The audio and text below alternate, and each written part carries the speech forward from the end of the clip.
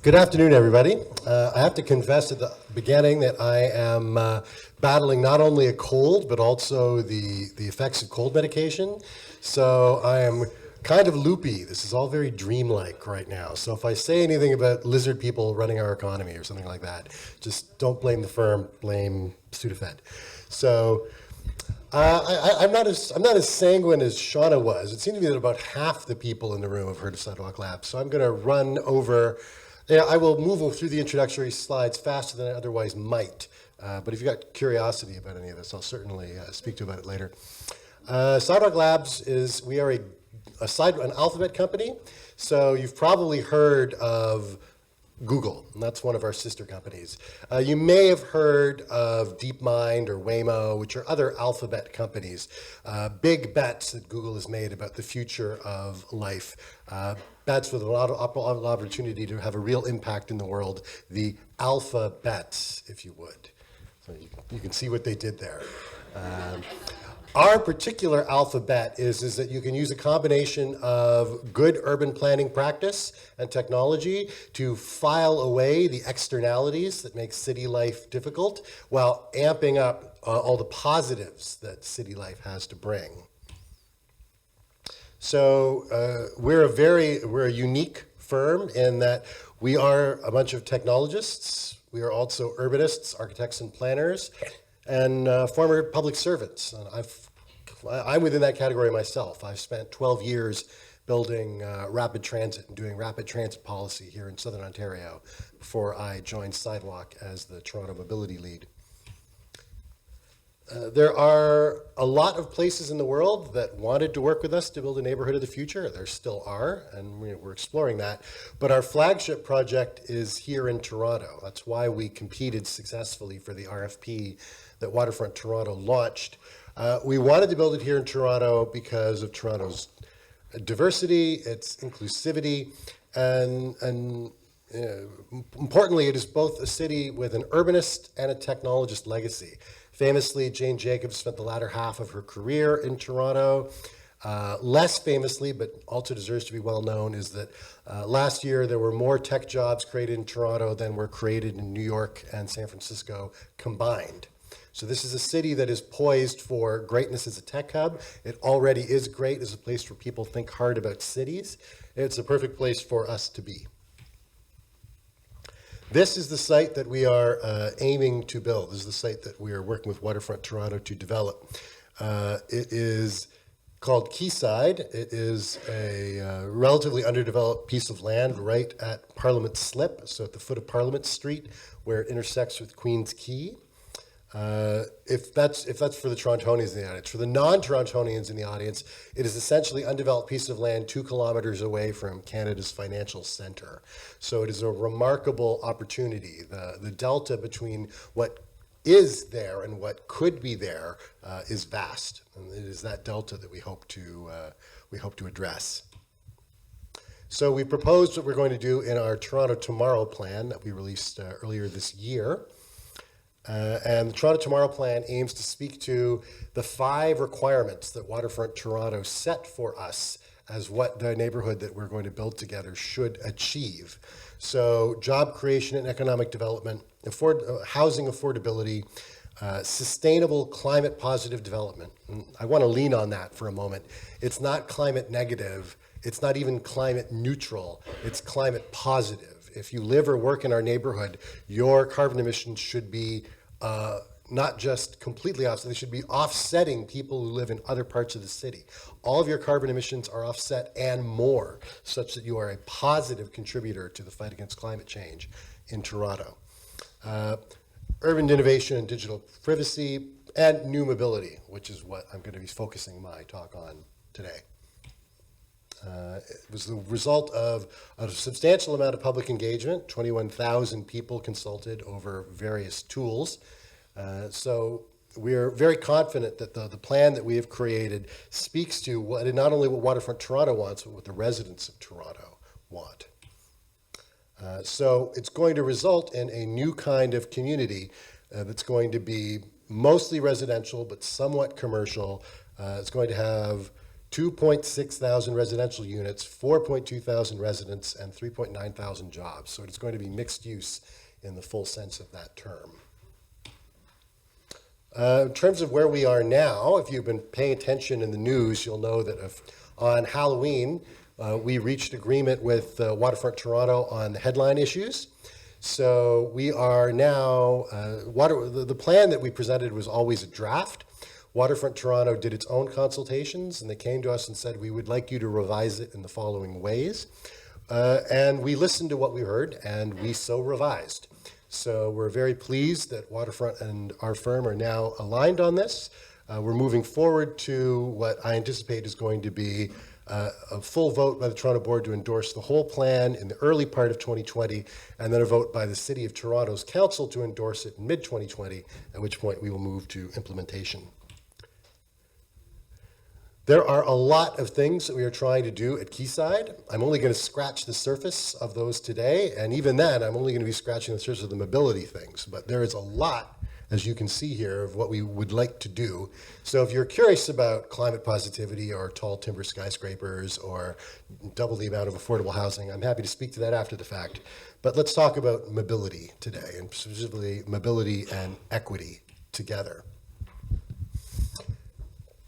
The mobility vision, which we spearhead for Quayside, is, put simply, that if you live or work in our neighborhood, you should have an alternative, a convenient, an affordable, and an environmentally sustainable alternative to driving the private car for every trip.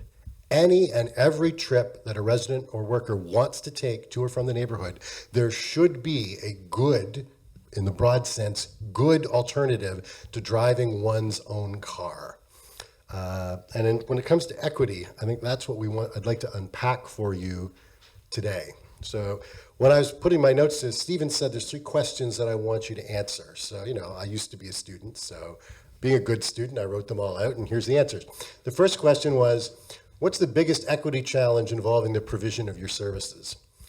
I'm sorry that I couldn't attend the early part of this conference, but it seems like the answer to this question has already been adumbrated, if that's the word I want, in your discussions, which is that it's the requirement, if you build a city where you need a private car, you got 2 problems. One, people who don't have a private car are, screwed, I think was the word. They are significantly handicapped in the sorts of jobs that they can take, the sorts of opportunities that they have, the opportunities to participate in the full life of the city. But everyone that can afford a private car, well, guess what? They are also suffering, and they are imposing suffering on others. Owning a private car in Toronto, by our count, is really expensive. Depending on your car, it's between $8,500 to $13,000 a year to own that and operate that car. So it's imposing costs on you, the car owner. It's imposing costs on your fellow residents. As you can see, the 10-year trend for auto incidents in the city of Toronto is on the rise. So more cars, more private cars, means more incidents, means more lives shattered or cut short by automotive mayhem. And finally, this is the one that it's also important, though it's hard to spot. Building a city around the car means foreclosing lots of opportunities that city life has to offer. Downtown Toronto, the way that we calculate it, is 71% of the street space is devoted to vehicles, either for their passage or their storage. 71%. That is public land that is used for the carriage of cars. It is wildly inefficient, and it forecloses all the things that make city life great, the opportunity to share and offer these public spaces. So building a city where a private car is a de facto necessity, that is an equity challenge. It's the one that, more than any other, we want to, or with the mobility vision, we want to crack. So what we need to do is we need to build a city where, if you live or work there, you do not need a private car. So how do we do that? this is my answer to the question Stephen posed, which is the opportunities that this technology can offer. So put very simply and briefly, the first thing you need to do is ensure that there is good, high quality, rapid transit to the site, to the whole network. And despite the fact that Waymo is our sister corporation, we hold no particular brief for autonomous vehicles. There's some people who've assumed that all of this is a Potemkin village for Waymo robotaxis roaming all about. Not so. There is not, has not been, and I'm going to go so far as to say will never be a better alternative to conventional rapid transit for moving people around the dense and congested geometries of urban spaces. So you start with building out rapid transit. There's just really no alternative to it. So to that end, as you may know, our firm has offered up to $100 million in credit support to the City of Toronto for construction of the already approved Waterfront LRT. And the city may choose not to accept that offer, which is, if they choose to build it using entirely public sources, no one would be happier than we are. But we are also willing to offer $100 million in credit support if that is going to be a useful tool for getting transit built. So that's one. Two is active transportation. If you are taking a short to midterm trip, we would want workers and residents to be using active transport, so walking or cycling or micromobility as their opportunity, as their first choice for trips that fall within that category. So the way that you do that is that you have to build a network for active transport that is extremely high quality. So the pedestrian realm should be capacious. It should have street furniture. It should be pleasant. It should be beautiful. It should be where people want to be. The bike lanes should be wide. The bike lanes should have bike infrastructure at all the intersections so you can operate in public space safely. And we're also that's just basic urbanism, but to that we add the fillip of technology. We want to make sure that our bike lanes are heated. This is important in a city like Toronto, that bike lanes be ice-free 12 months of the year. I suppose they are ice-free at least 8 months of the year, but for the other 4, we're going to have heating to make sure that it is always an option to take your bicycle without anxiety. And we're going to install green waves so that the bike lanes are synced up with the intersections so that if you are riding your bicycle through our neighborhood, you never have to hit a red light at the intersections. So you never have to stop and sacrifice momentum. These sorts of innovations we think will go a long way towards making bicycling the mode of first choice for short to medium term trips. Moving on, and maybe perhaps more relevant to some of the discussions we've had, mobility as a service. We're not, so traditionally developers build parking spaces. We are proposing to build the minimum, which I think is 399 short-term parking spaces on our site. The number of long-term parking spaces we're providing on our site is nil, none. We're just not going to build long-term parking spaces, not on the site anyway. Instead, we're going to provide a mobility as a service package. If you work or live at Quayside, we will provide for you a Metro Pass, or that is a Toronto Transit Pass, membership in bike share, membership in scooter share, membership in e-bike share, and we expect to offer a certain number of subsidized ride-hail trips per month and a certain number of subsidized car share rentals a month. So that even if you need a private car to go to Belleville to visit your grandparents, or if you need a car to go to Costco, we're hoping that we're also building a mixed-use community so you can buy everything you need on site and won't need to make trips like that. But we're not going to, if you need an opportunity to procure a vehicle for a certain trip, you will have that. The long-term parking will be there. It'll be off-site. We will have autonomous shuttles that can take you to and from that site. So you can get your car and use it, but it will be challenging. There will be friction built into retrieving one's private vehicle. 1 minute, that's about all I need. So, that's a feature, not a bug. Getting and using your own private car should be something you have to think hard about, whether it's worth it. And when the autonomous vehicles come, courtesy of our friends at Waymo, we think that they will be, we want them to be robotaxis, but shared robotaxis. That will bring down the cost of using shared vehicle trips, which in turn will make private car ownership even less attractive. So, to end, how should Quayside be regulated to overcome equity challenges? The answer is a lot. We do not believe, contrary to a lot of the stereotypes that are tossed around, that regulation is a bad thing. In fact, we are desperate for regulation. We are crying out to be highly regulated at our site. And I could go into detail, but since time is short, I will say data. All the data that is connected by the sensors that we're going to install for monitoring intersection counts to optimize the mobility system, that shouldn't be ours. That should be held by the public sector. We'd previously proposed that it be held by a new agency, a data trust. Waterfront Toronto has said, you know what, we think that is our responsibility and we would like to hold it, to which we say, of course.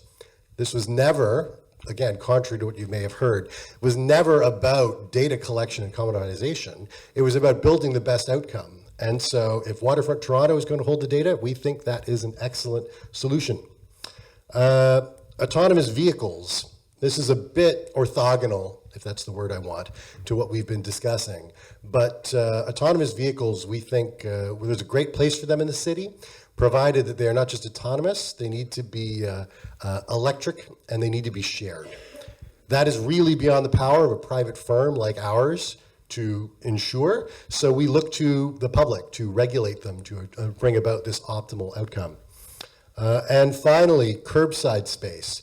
This is an accessibility thing as much as anything else.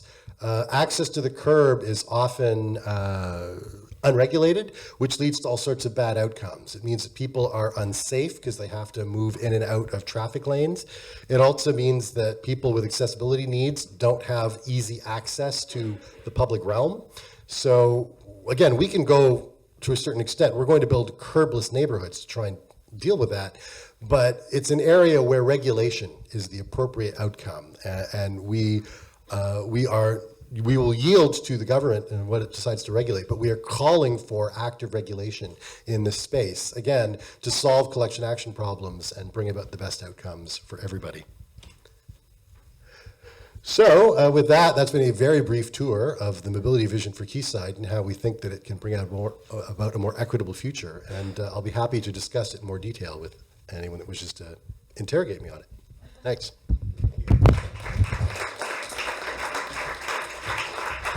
Thank you. I know we're going to have questions for all of you after, and our very last speaker, Stephen Farber, is waiting for his slides. I guess I'm the only one that really is in the house. Okay.